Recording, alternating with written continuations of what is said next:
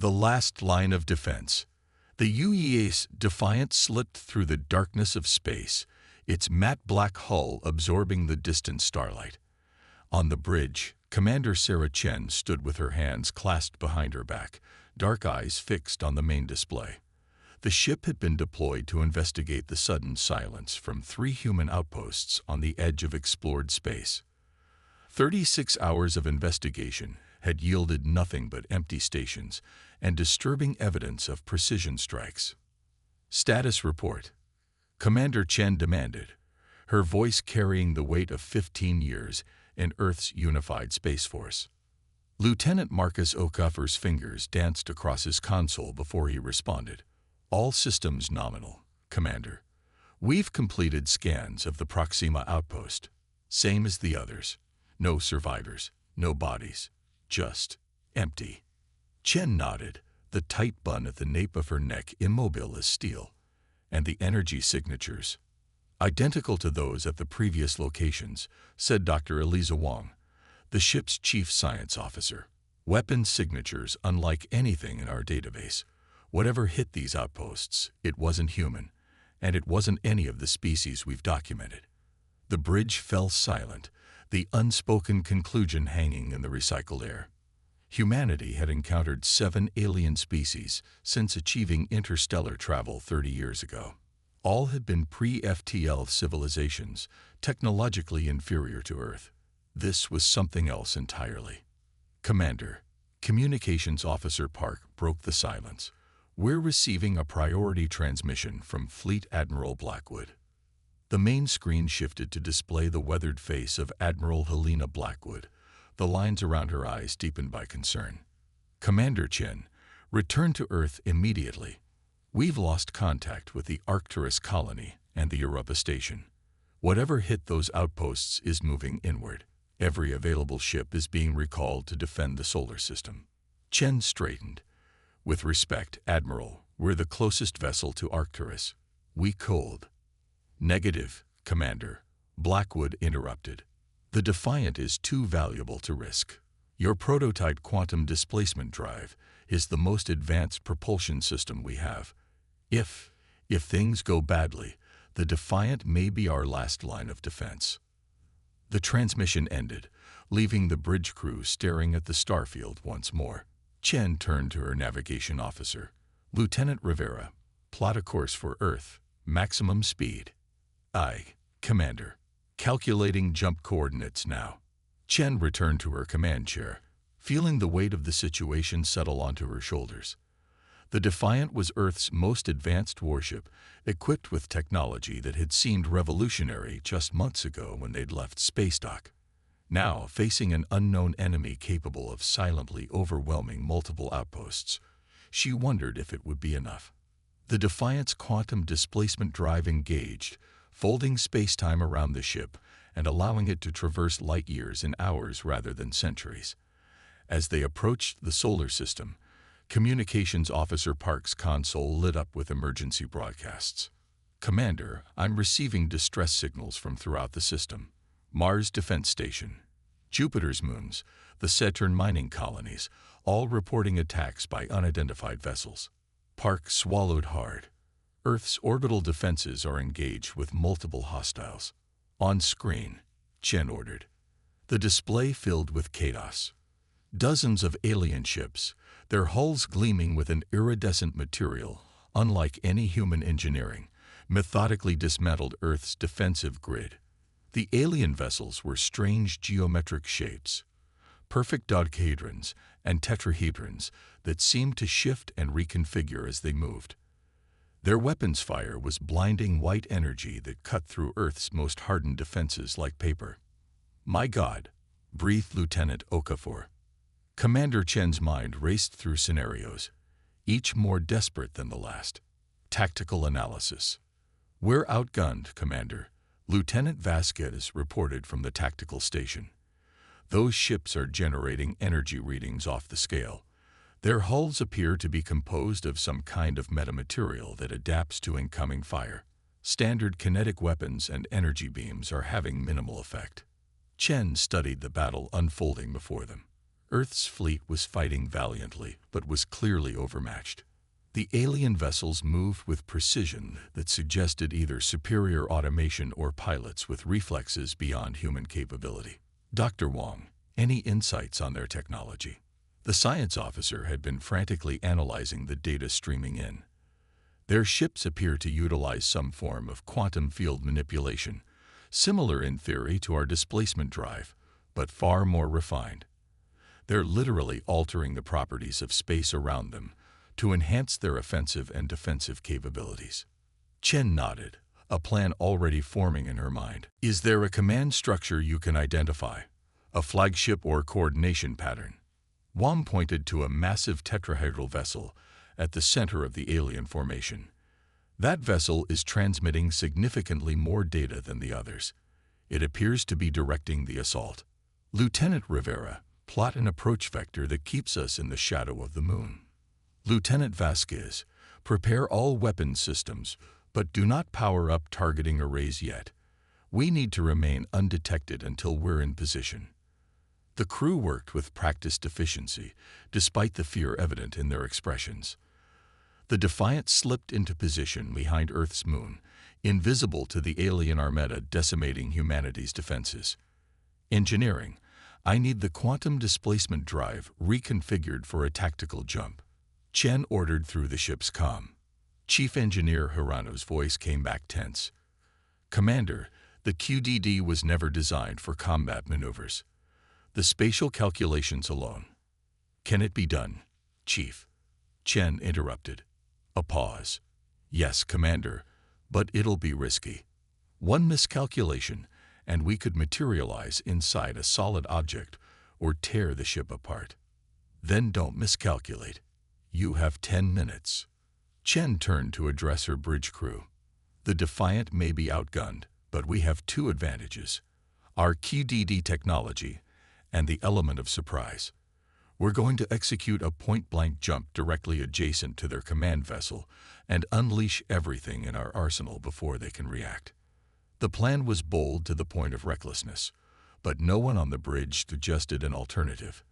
They all understood that conventional tactics would mean certain defeat. Commander, Park called out, I'm receiving a transmission. It's on all frequencies, being broadcast to every human settlement and ship. Let's hear it, Chen said. The screen shifted to display a being unlike anything humans had encountered before. It appeared vaguely humanoid, but with 4 arms and skin that rippled with colors like oil on water. Its eyes were multifaceted, reflecting light like diamond prisms. People of Earth, the alien spoke, its words translated to English through some unknown means. I am Supreme Executor Exartech of the Hegemony. Your species has been designated for integration. Resistance is unnecessary and wasteful. Your technological achievements are impressive for such a young race, but inadequate. Submit, and your knowledge will be preserved. Continue to resist, and you will be reduced to historical data in our archives. The transmission ended as abruptly as it had begun. Integration, Rivera whispered. Sounds like a fancy word for conquest, Okafor replied grimly. Commander Chen's expression hardened. They've underestimated us. Like every society that grew too comfortable with their technological superiority, they've forgotten that innovation often comes from necessity. She turned to the engineering station. Status of the QDD reconfiguration. Calculations complete, Commander, Hirano responded. We're as ready as we'll ever be. Chen nodded, then addressed her crew one final time before they moved into position. The Defiant may be just one ship against an armada, but throughout history, single ships have changed the course of wars. Today we do the same. Not just for Earth, but to show the galaxy that humanity will not go quietly into the night. As the Defiant prepared for its desperate gambit, emergency broadcasts continued to flood in from across the solar system. Earth's orbital defenses were failing. The Hegemony's vessels methodically destroyed military installations while leaving civilian infrastructure intact, true to their claim of integration rather than annihilation. QDD spooled and ready, Commander, Rivera reported. All weapons systems armed and prepared for rapid deployment," added Vasquez. Chen took a deep breath, her dark eyes reflecting the tactical display showing the alien command vessel, their target. "Execute jump in 3, 2, 1. The Defiant vanished from the shadow of the moon, the fabric of space-time folding around it like origami in expert hands. For a fraction of a second, the ship existed everywhere and nowhere, riding the quantum probability waves that Chief Engineer Hirano had so precisely calculated. Then, with a flash of brilliant blue energy, the Defiant reappeared, directly alongside the massive tetrahedral command ship of the Hegemony. "Fire everything," Chen commanded, her voice ringing through the bridge. The battle for Earth's survival had begun. The unexpected strategy. The Defiant unleashed its full arsenal at point-blank range. Railguns accelerated projectiles to relativistic speeds, while focused energy beams targeted the command ship's sensor arrays. Nuclear-tipped missiles detonated against the alien vessel's hull, the explosions silent in the vacuum of space, yet blindingly bright on the tactical displays. For a precious few seconds, the Hegemony ship didn't respond, caught completely off guard by the Defiant's impossible appearance. Then the alien vessel's metamaterial hull began to adapt, shifting its molecular structure to absorb the assault. "They're adjusting to our attack pattern," Lieutenant Vasquez reported, his fingers flying across the tactical console. Weapons effectiveness dropping by 30%, 40%. Commander Chen had anticipated this. "Switch to randomized firing solution Alpha. Keep them guessing." The Defiant's weapons systems began cycling through different frequencies and attack vectors, forcing the alien ship to continuously readapt its defenses. It was buying them time, but Chen knew it wouldn't last forever. "Dr. Wong, what are you seeing?" Chen demanded, eyes fixed on the main view screen as the massive alien command ship began to turn its weapons toward them. The science officer was hunched over her station, analyzing real-time data.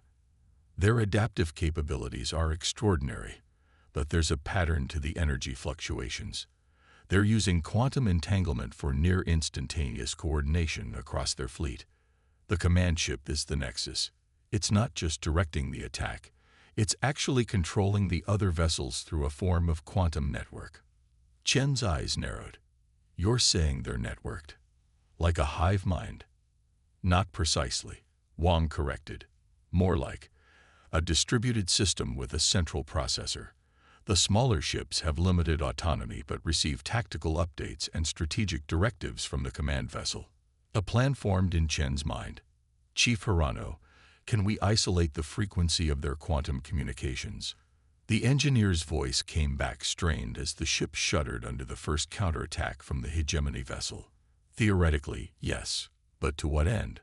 We can't jam quantum entanglement. It doesn't work that way." "We don't need to jam it," Chen replied. "We need to hijack it." The bridge fell silent for a moment as the implications sank in.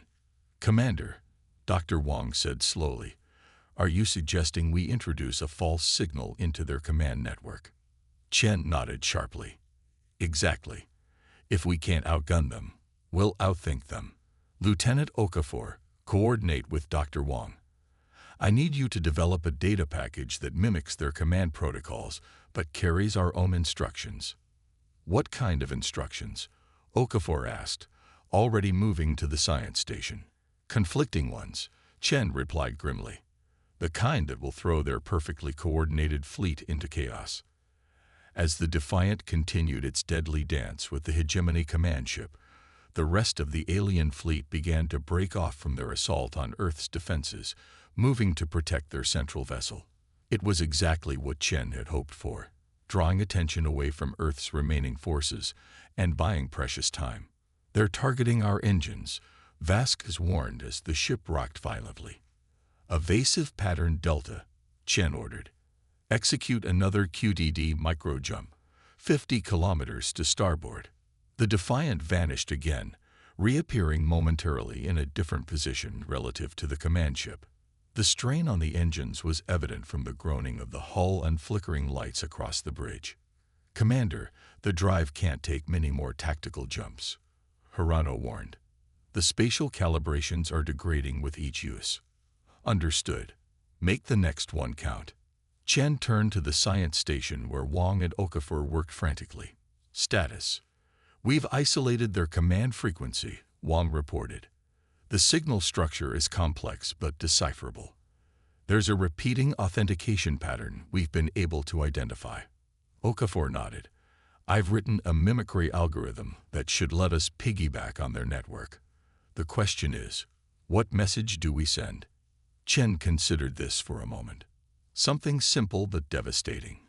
A fleet-wide command to power down weapons and defensive systems for 30 seconds, like they're preparing for some kind of special attack. "That would leave them vulnerable," Vask said, a glimmer of hope in his voice.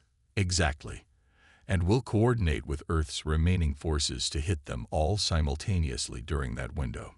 Chen opened a channel to Admiral Blackwood, keeping one eye on the tactical display as the Defiant continued to harass the Hegemony command ship, staying just ahead of its increasingly accurate return fire. The Admiral's face appeared on screen, her command center on Earth visibly damaged, emergency lighting casting harsh shadows.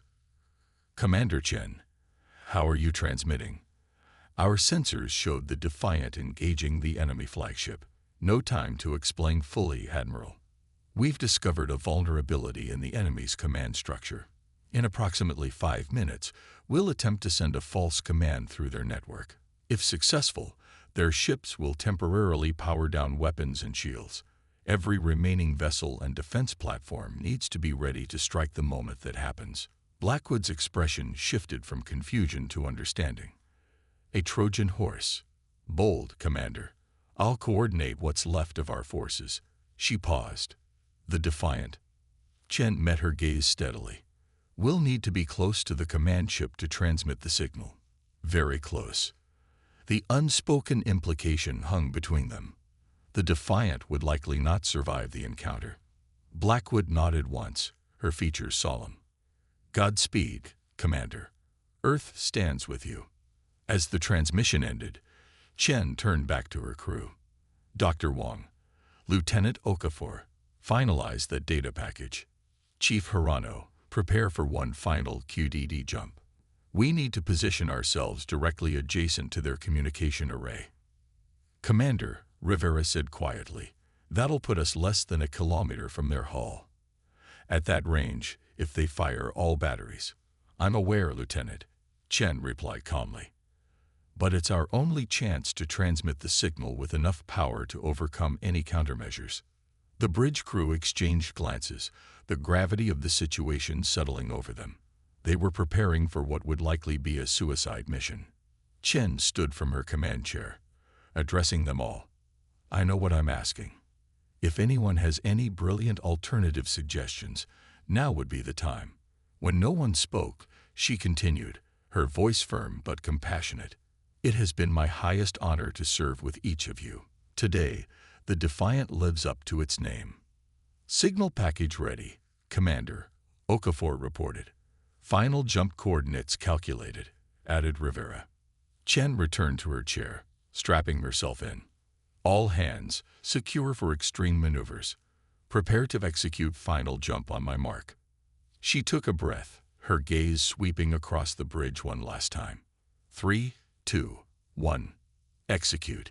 The Defiant vanished and reappeared with a violent shudder, materializing so close to the Hegemony command ship that its massive tetrahedral form filled every view screen, blocking out the stars themselves. Warning alarms blared across the bridge as the ship's sensors detected the imminent collision. Thrusters full reverse. Chen ordered as Vasquez simultaneously reported. "They're charging weapons. All batteries. Transmitting signal now." Wang called out, her fingers flying across her console. The data package, Earth's last desperate gambit, streamed from the Defiant into the heart of the Hegemony's command network. For 3 agonizing seconds, nothing happened as the alien vessel's weapons reached full charge. Then, like dominoes falling in sequence, the lights across the massive tetrahedral ship began to dim. Its weapons powered down, the energized ports cooling from bright white to dull gray. "It's working," Okafor exclaimed. Chen wasted no time. "Admiral Blackwood, execute attack pattern now." Across the solar system, Earth's remaining defenses sprung to life. Orbital platforms, damaged but operational warships, even civilian vessels retrofitted with military hardware, all fired simultaneously at the suddenly vulnerable Hegemony fleet. On the main view screen, Chen watched as the seemingly invincible alien armada was caught completely unprepared. Without their adaptive shields and weapon systems, the Hegemony ships were suddenly vulnerable to conventional attacks. Explosions blossomed across their hulls as Earth's counteroffensive struck home. "Commander," Vasquez reported with a note of disbelief, "the enemy fleet is in disarray. Their formation is breaking apart." But Chen knew their victory was far from assured. How long until they regained control of their systems? The false command specified 30 seconds, Wang replied. "We're 20 seconds in." Chen nodded sharply. "Lieutenant Rivera, get us clear of the command ship." Maximum thrust. The Defiant's engines strained as the ship pulled away from the massive alien vessel, but Chen could see they wouldn't make it to a safe distance before the Hegemony regained control. 10 seconds to system restoration, Wang counted down. "Braced for impact," Chen ordered. As the countdown reached 0, the alien command ship's systems reactivated. Its weapons instantly locked onto the retreating Defiant, unleashing a devastating barrage that overwhelmed the human vessel's overtaxed shields. The bridge rocked violently as systems overloaded. Consoles exploded in showers of sparks, and structural supports groaned under the strain.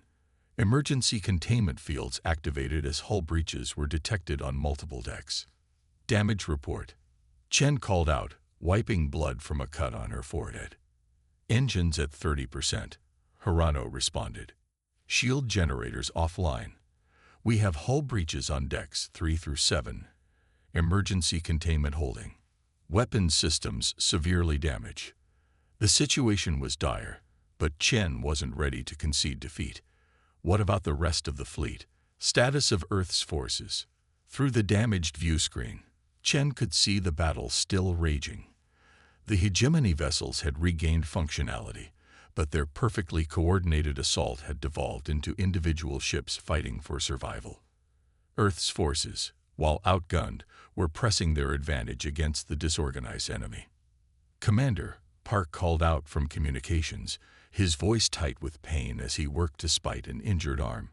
"I'm picking up transmissions from the Hegemony ships. They're confused. Some are receiving contradictory orders, others no orders at all. We didn't just interrupt their network, we damaged it." Hope flared in Chen's chest. "Dr. Wang, explain." The science officer was working feverishly at her damaged station. "Our signal package carried more than just the power-down command. It included a self-replicating subroutine designed to continue generating conflicting instructions even after the initial command expired. It's not perfect. Their systems are already working to purge it, but it's buying us time." Chen turned her attention back to the tactical situation.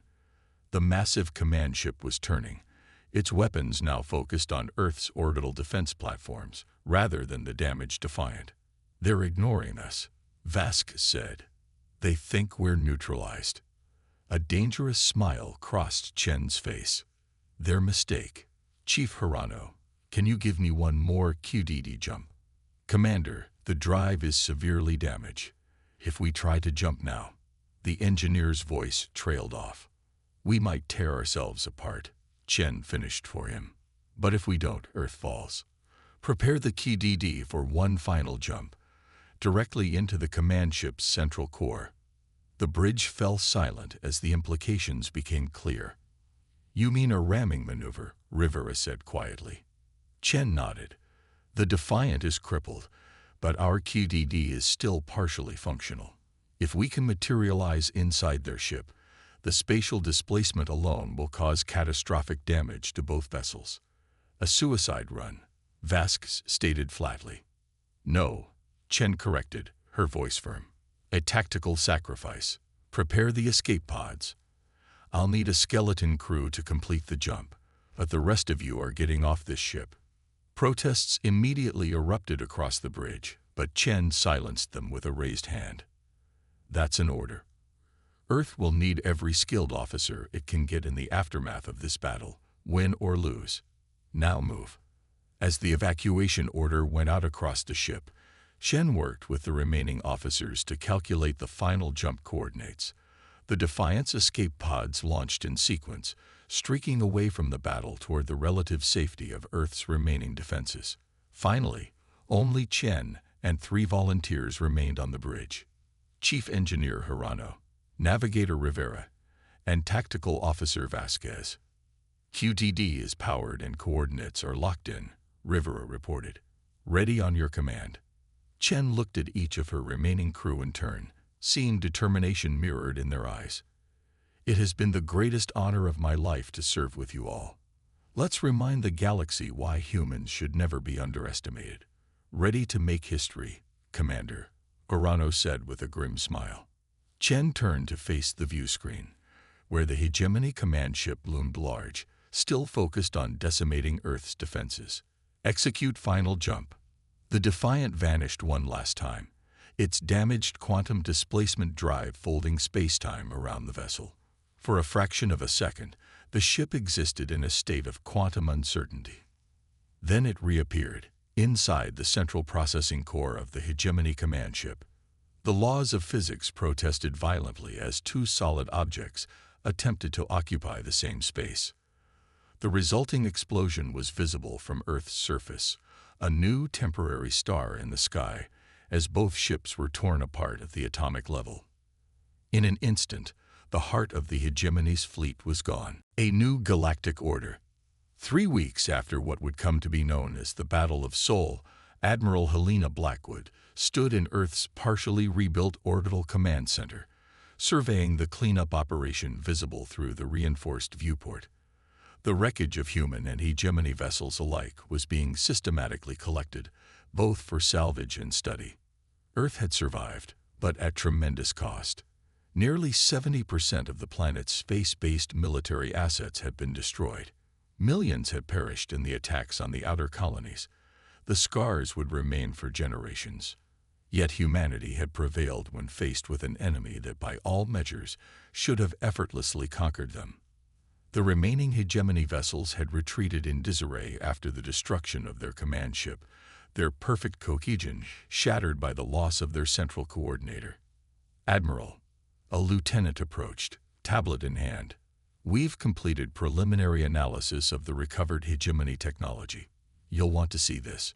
Blackwood reviewed the data, her eyebrows rising slightly. "These power generation methods are centuries beyond our understanding. And these material science applications," she handed the tablet back, "prioritize the reverse engineering teams. I want practical applications within 6 months." "Yes, Admiral." Also, the rescue team has recovered another escape pod from the Defiant. 3 survivors, including Lieutenant Okafor. For the first time in weeks, Blackwood allowed herself a small smile. "Good. Have him brought here when he's cleared by medical. His experience with the Hegemony's command protocols will be invaluable." As the lieutenant departed, Blackwood returned her gaze to the stars. Earth had survived its first contact with a technologically superior civilization, but she harbored no illusions that the Hegemony would simply accept defeat and disappear. They would return, perhaps with an even larger force. But when they did, humanity would be ready. 6 months after the Battle of Sol, the UES Phoenix, built from the salvaged technology of both the Defiant and Hegemony vessels, embarked on its maiden voyage. Lieutenant Commander Marcus Okafor, one of the few surviving officers from the Defiant, stood on its bridge as acting first officer. "All systems nominal, Captain," he reported to Captain Eliza Wong, formerly the Defiant's science officer, now commanding Earth's most advanced vessel. "Thank you, Commander," Wong replied, her eyes on the main view screen showing Earth receding behind them. "Helm, set course for the coordinates provided by our guest." The Phoenix's guest was Vorthal, a defector from the hegemony who had approached Earth 3 months after the battle, seeking asylum. According to Vort Hall, the hegemony's defeat at Sol had created ripples throughout the controlled territories. For the first time in centuries, the subject species saw weakness in their oppressors. "Course laid in, Captain," the navigator reported. "Estimated arrival at the Centauri Alliance coordinates in 2 hours using the enhanced QDD." Wong nodded. "Proceed." As the Phoenix engaged its quantum displacement drive, a refined version of the Defiance prototype, now incorporating elements of hegemony technology, Okafor found himself reflecting on how rapidly things had changed. Earth had gone from fighting for its very survival to potentially becoming a key player in galactic politics. The Centauri Alliance, according to Vort Hall, was a loose coalition of 5 species who had managed to maintain their independence from the hegemony through a combination of strategic positioning and technological innovation. They had been watching the expansion of human space with interest for years, but had hesitated to make contact until humanity proved itself. The Battle of Sol had done exactly that. 2 hours later, the Phoenix dropped out of quantum displacement at the designated coordinates, a massive space station hidden within the magnetic field of a gas giant, invisible to all but the most sophisticated sensors. "We're being hailed," the communications officer reported. "On screen," Wong ordered. The view screen shifted to show a being with avian features, feathered crests where a human would have hair, and golden eyes with vertical pupils. "I am Sarkarish of the Centauri Alliance. On behalf of the Council, I welcome the representatives of Earth." Wong inclined her head respectfully. "Captain Eliza Wong of the UES Phoenix, we are honored by your invitation." The alien's expression was unreadable to human eyes, but its tone conveyed satisfaction. "You have accomplished something remarkable, humans. The hegemony has dominated this sector for millennia. Many believe them invincible, their technology unassailable.